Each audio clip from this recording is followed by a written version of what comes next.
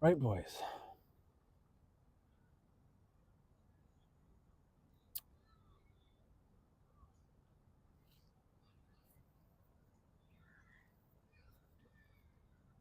So you're lost,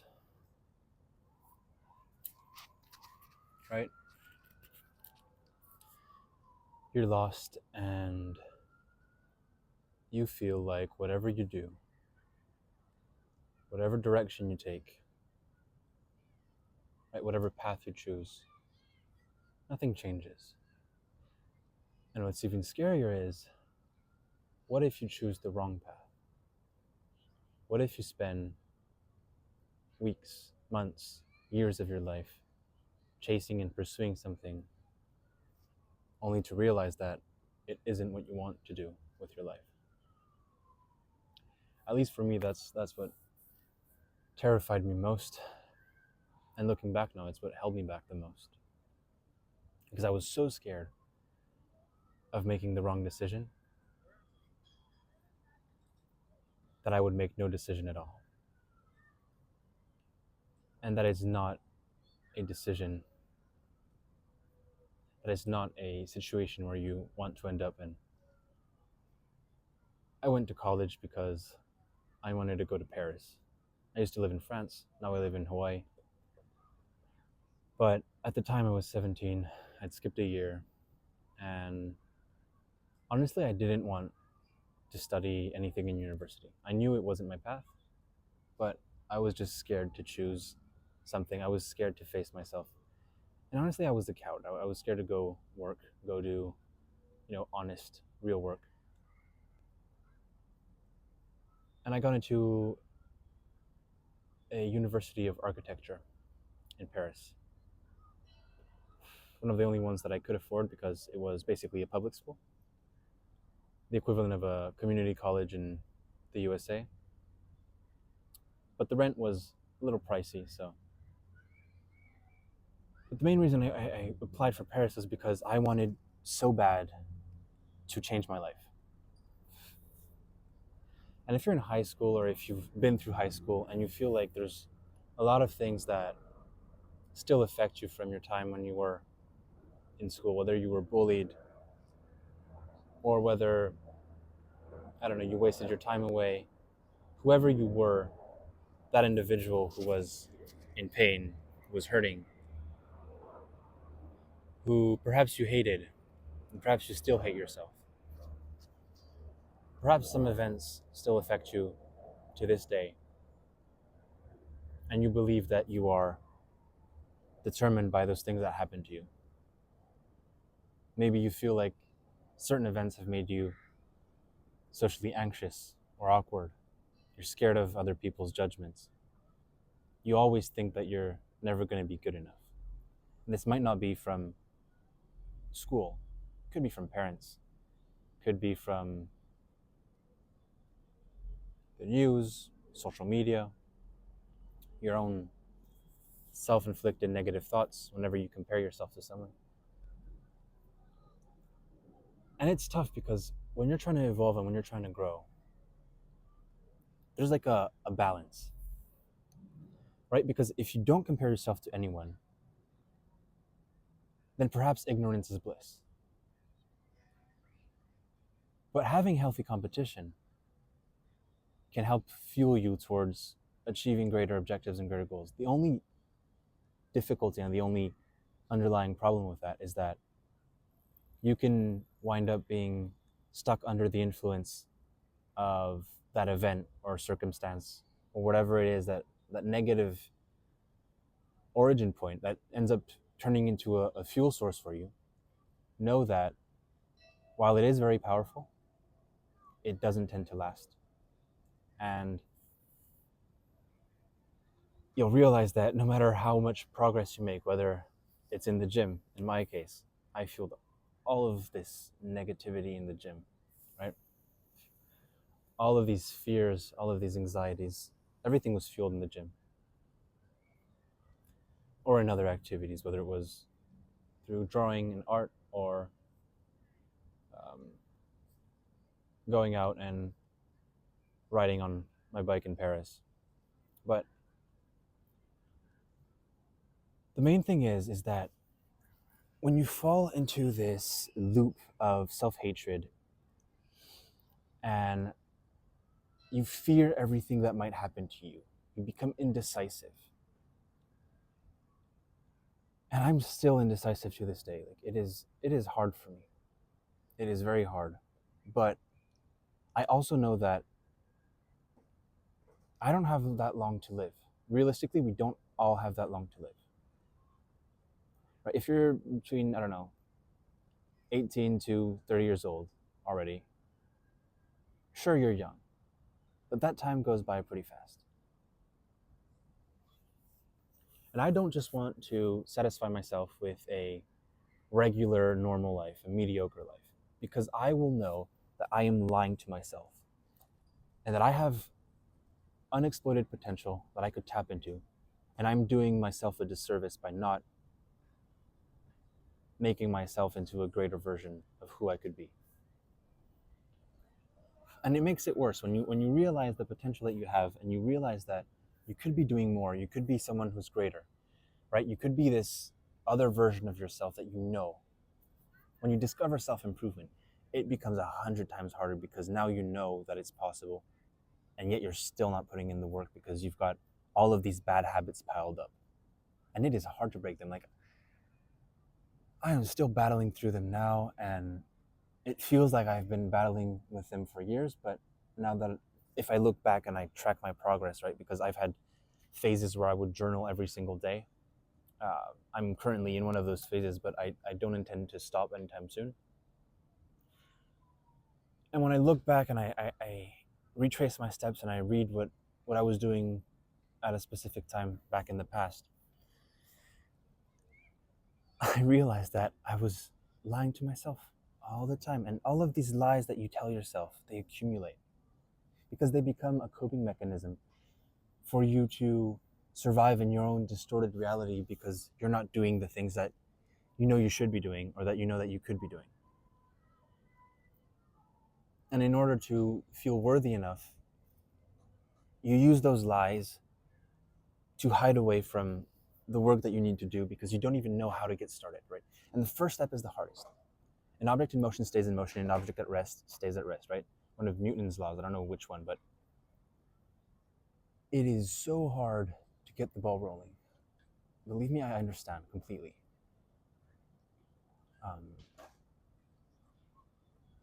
I used to believe that physique-wise, I could gain, some weight because I was extremely skinny.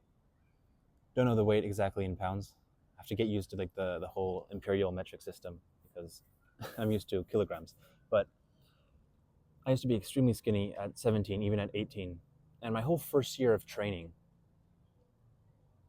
I basically don't even count it as training because I wasn't consistent. I was lifting the same amounts, the same amount of weights. I wasn't pushing myself to failure or close to failure. I wasn't putting my muscle with time under tension, right, in the movement. I wasn't correcting my form every single gym session. My nutrition was not on point at all. I have this thing where if I get engrossed in a project, which doesn't happen all the time, like when I do get obsessed with something, I can spend my days and nights on it and I forget to eat. I forget to you know, go to the bathroom. Like I will go to the bathroom like at some point because, biological needs, but I just get so engrossed in a project that I don't care about sleep anymore because it's like this spark of dopamine that I finally feel, and I think that, oh, this is it. This is what I was meant to do all this time, and most of the time it's not, right? Now, some may call it ADHD, whatever you want to attribute names to it, but what I believe it is that our attention span is so fractured from social media, being on screens, studying things we don't want to study in school, being forced to go through school and study things that quite honestly are useless, and having to listen and supposedly apply what people who don't want to be anything close to where we want to be, right? They're telling us to do these things, but why would we listen to them? And so there's a huge contradiction into when we're growing up as children, we go through school and like there's all of these things around, right? Even societal pressures, like what other kids around you think or say or do and consider normal. Maybe you didn't consider it normal when you were younger. Maybe you found it a little weird, but you wanted to fit in. You were so scared of being rejected or being put to the side. And so now, when it's time for you to face yourself and determine what are your goals, what are your aspirations, who do you want to be? Up to this day, I'm fearful of that. But I also understand now that I am sick of staying in the same place. I'm sick of stagnation. I'm sick of being in this state of coping and trying to convince myself that everything is fine, that, at first it was building the physique, right? Because I had nothing. Video games. I was depressed, didn't want to work, didn't want to do anything. And I fueled a lot of, things that happened to me when I was young, into the gym, and I made quite a bit of progress physique-wise. I'm still not satisfied with it, but I will say, like, it is pretty nice to see some results somewhere in my life. But it didn't satisfy me, right? I'm not saying don't go to the gym, it's useless. No, absolutely do go. But it was also a form of escape, because working on the exterior, while it may seem hard, is much, much easier than looking inward, facing yourself, tuning out the outer world, and being honest with yourself for once. Because we have so many sources of stimulation and dopamine outwards that our brain doesn't want to face itself. Our brain is on survival mode. It doesn't want to go deep, and it doesn't want to heal the stuff that you've buried deep, deep, deep below to survive, right? But it's the most crucial step. You can make 10K a month, 20K a month, $50,000, $100,000 a month, right? You can get the best physique of your life. You can be dialed in one aspect of your life, but you'll feel like you're not worthy of it, and you'll feel like you're not dialed in because your mindset is still fucked, and because it's become a coping mechanism. So you're not healed, hence you don't believe that you deserve it. Now, sure, it might be nice here and there, right? Money, the physique, the attention, but that's not going to bring you any fulfillment, any joy, nothing. And I don't know about you, but for me, I'm looking to build the best version of myself over the long term, right? I'm ready to stake this out over the longest period of time possible. And I want to take you along in this journey. I want to see what kind of men and women we can become when we learn to set our fears and our past circumstances aside, to truly dive deep into who we want to be, who we could be, what we really want. And the main thing behind it is you have to remove the pressure. You have to remove that pressure on yourself. And it's easy to say, I know, because I struggle with it as well. But if you practice imagining yourself removing that pressure, saying there's no pressure, just like before you go for, I don't know, some exam where you have to speak, right? Some public speaking exam, or I don't know. If you tell yourself, or a job interview, if you tell yourself, it's fine, I'm allowed to fail, I'm allowed to fuck up, it's okay, and you go in there, you're going to be less nervous. As I was saying, when you pass a test or an interview, telling yourself that you're allowed to fail, you're allowed to mess up or say the wrong words, you're allowed to stumble. When you give yourself permission to do that, it helps to remove that pressure on its own. You have to practice this over time in order to get comfortable with it, but it is possible. Now, the reason I say this is because if you allow yourself to remove that pressure, and if you take some time to remove any distractions, right? Remove any social media, screens, any outer stimulus. And you may think that, sure, you can do it, but you don't see the point because, you know, they're there, or, you know, your friends need to talk to you. Believe me, if your friends need to talk to you, they'll come see you, right? Everybody is more interested in their own lives than in yours. So for a week at least, you can do this. Put some time aside to be bored. Because when you get bored, your mind starts to spin in circles and it does not like it and you won't like it. But this is the crucial point. You need to face yourself honestly, take out a notebook, and just write. Again, there's no pressure on what you write. It can be the weirdest thing you ever wrote. It can be some like dumb fucking thought that goes through your mind, but just let it flow, let it come out, right? And if you start doing this a little more frequently, a little more regularly, cut down on the artificial dopamine. Go outside, go walk in nature. I know for me, even like now where I'm used to going out, like I'm used to going to the gym, I'm used to like certain habits. I have these non-negotiables every day that I stick to no matter what. I wake up at 3:15 every single morning. I feel like shit most mornings. I don't want to do it. But once I've finished my 20 to 30 minute morning routine, I'm glad I did it because I didn't pussy out and I wasn't a bitch. Right? I went through with what I said I was going to do. My intentions are set for the day. I can go to the gym, I can work out, I can get back home and I can work. Now working is the tough part for me because I have a very easy tendency to procrastinate just because when I was in school, I would cheat on basically everything, or not cheat, but I just had a lot of, how would you say, I was at ease with a lot of subjects and I didn't have to revise much. I could just go in and pass the test just because either it was history or some other subject which I was interested in, or I would use critical thinking, or I would cheat. So, you know, it wasn't very difficult. But the problem is that when you try and do that with your own self-development and what you want to do with your life, you can't cheat. It doesn't work. You can't cheat yourself. You can't, you know, sorry, there's some fucking flies or whatever. You can't cheat yourself. You can't try to lie to yourself. It doesn't work. Long term, it won't work. You might build an outer shell, an illusion, but that is going to be fragile and you're going to know deep down that you're lying to yourself and it's all going to crumble down someday.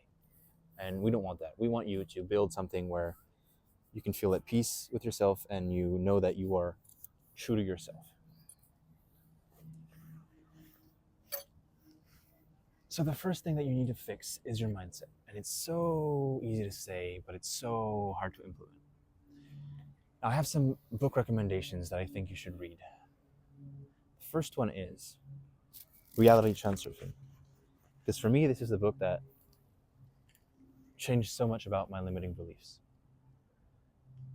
And it doesn't matter really like whatever book you want to read. There's a book by David Goggins, but just you have to shift your mindset and learn to adopt something that's new and that's better for you, that you know will be better, right? Emulate something from someone else. The goal in the end is to truly become who you are yourself truly, but in order to do that, you do need to go through a phase where you learn to rework the inner workings of your mind. So that goes through mindset, and what mindset entails is the daily habits that you have. And you already know, right? You already know the things that you shouldn't be doing. You already know the things that bring you down. Right? If you don't know, then you should face yourself and like, when you're feeling shitty, what is it caused by? Maybe it's been so long that you've been doing a certain activity or a habit that you don't even realize that that's the habit that's doing that. But you have to face yourself and be honest. Could be video games. Could be, fapping, jerking off. It could be whatever it is, right? Even relationships a lot of times. Most of the times, especially nowadays, people who get in relationships, they just get in relationships because they don't want to feel like a loser or they don't want to be alone. But they're not in relationships for the right reasons. So I want you to think on that. And I'm doing this currently as well. I'm rewiring my mindset all around. And my head's all over the place because I've tried this business model, I've tried that business model, right? I dropped out of architecture school. I stayed in France for like a year and a half in the south of France. And then I moved to Honolulu, Hawaii, not too long ago, 2 months ago. So I've dabbled in trading, but I haven't really tried. Like, there's no business where I've fully tried and committed my all to it. I've tried some things and I've committed half into it, like drop shipping, for instance, where I made a couple $1,000s, but a lot of it was revenue, and little of it was profit. And there's no business model where I stuck to where I actually liked, right? And this is going to be the case in a lot of business models that you're going to try, but you have to try. You have to attempt things. You have to try, and you have to allow yourself to fail, because if you don't, you're not going to find something that, one, you're good at, two, you like, and three, you could potentially like start developing a skill in that, right? You have to try. You have to try, you have to fail, and you have to also not lock yourself into one specific thing, especially at the start. Allow yourself like a year to dabble here and there, right? And after a while, then that's when you can choose to like specialize your purpose into one funnel. And you have to think it this way, because I used to think that, fuck, the moment I choose something, this is going to be my life purpose, and then I'm stuck in this. You're not stuck, okay? You have to see something and see it as your purpose, but channel all your energy into it like it is your life purpose for this moment in time. But you know deep down that you might pivot at some point, right? Your life purpose can change. Like, we're young, so we can still pivot and change. But the important thing is setting something in action. And once you get the momentum going, it gets easier. I promise. It's just the first step. It's just turning on that engine. It's the turning on that's tough. But once the engine is on and you're passing the gears, it'll flow smoothly. I think I'm gonna end it here, and I'll see you guys on another one of these talks. Let me know what you think, if this brought any value to you at all.